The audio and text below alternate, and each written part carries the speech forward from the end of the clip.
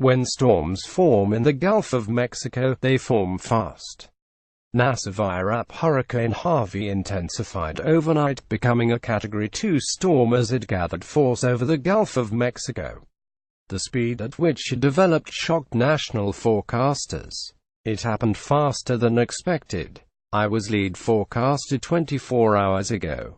I didn't know it'd be this fast, Eric Blake, a hurricane specialist at the National Hurricane Center, said over the phone Thursday.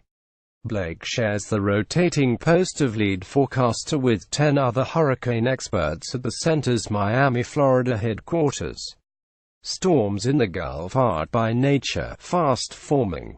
You don't have the lead time, you can't make predictions several days in advance, says John Neil Sengaman, Texas state climatologist.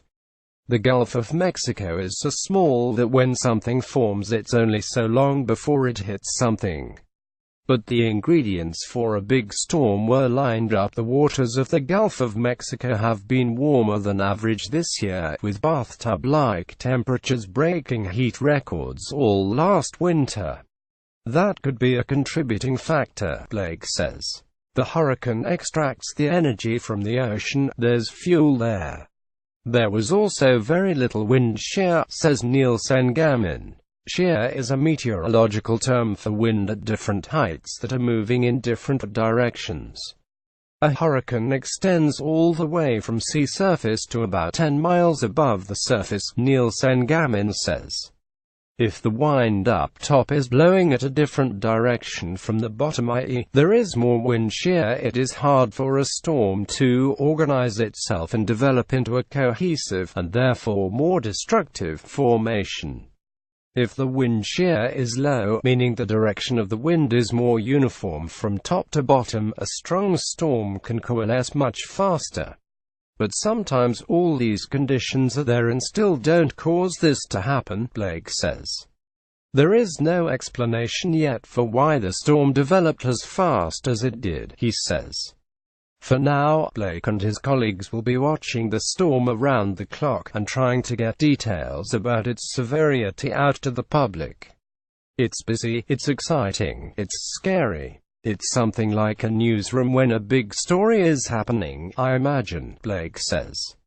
About 50 experts at the National Hurricane Center in Miami were tracking the hurricane when we spoke, collecting data and coordinating all the national offices that have a hand in storm tracking and response.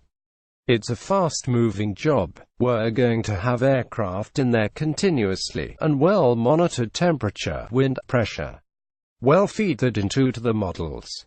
Blake and his colleagues are also receiving data from the National Oceanic and Atmospheric Administration's most advanced weather satellite ever built. The GOES-16 satellite, launched last year, can take far higher resolution images of the developing storm than any of its predecessors. Hurricane prediction is a tricky business.